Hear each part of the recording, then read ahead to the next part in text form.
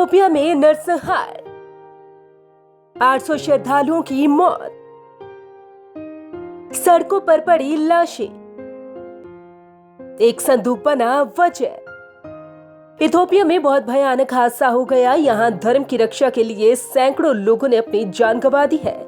दरअसल यहाँ विवाद एक संदूक को लेकर शुरू हुआ था और फिर इतना बढ़ गया कि उस संदूक को बचाने के लिए वहाँ के लोग आपस में ही भिड़ गए और देखते ही देखते वहाँ का माहौल बिगड़ गया। ये आग इथोपिया के तिग्रे क्षेत्र के सेंट मैरी चर्च में सुरक्षा कर्मियों की मौजूदगी में सुरक्षित रहता है। 800 लोगों की हुई मौत।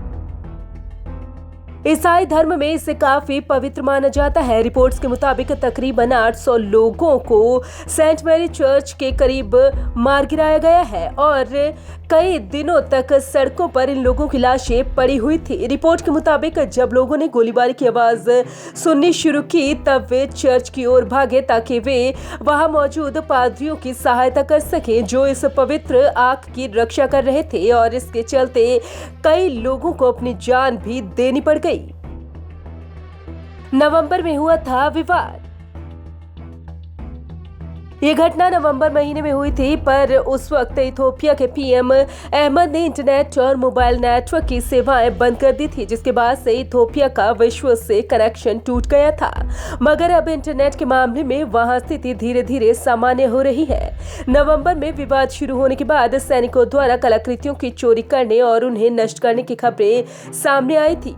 इसके बाद स्थानीय लोगों में ये डर बैठ गया कि गांव को कहीं और ले जाया जाएगा या ये पूरी तरह से विलुप्त हो जाएगा। उन्होंने कहा कि किसी तरह की कोई दया नहीं दिखाई गई। उन्होंने बच्चों या बुजुर्गों की भी परवाह नहीं की। उन्होंने लोगों की हत्या कर दी और जो कुछ ले जा सकते थे ले गए। क्यों खास है ये संदूक?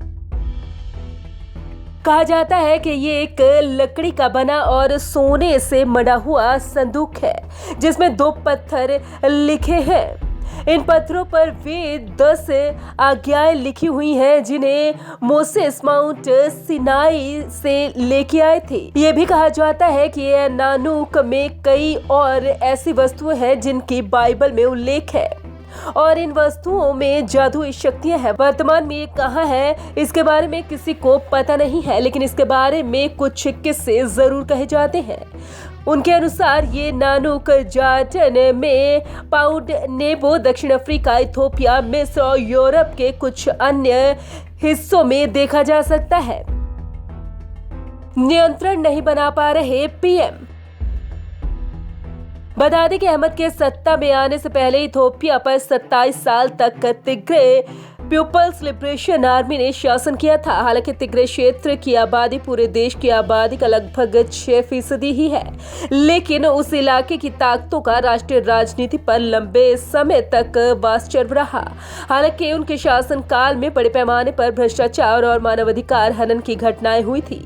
इससे तिग्रे पीपल्स लिबरेशन फ्रंट की सरकार अलोकप्रिय हुई और साल 2018 में अहमद सत्ता में आए, लेकिन उनके शासन में जमीन और संसाधनों को लेकर जातीय हिंसा के मुद्दे लगातार सामने आ रही हैं। आपको बता दें कि अभी अहमद को साल 2019 में नोबेल शांति पुरस्कार से सम्मानित किया गया था। उन्हें डिग्री एरित्री में 20 साल से चल रहे विवाद को समाप्त करने में उनके योगदान के लिए दी गई थी। हालांकि वो अपने ही देश में जातीय हिंसा की घटनाओं से निपटने में नाकाम साबित हुए। इस बार इथोपिया में 90 से अधिक जातीय समूहों के बीच तनाव चल रहा है। Bureau report, Punjab Kesari group.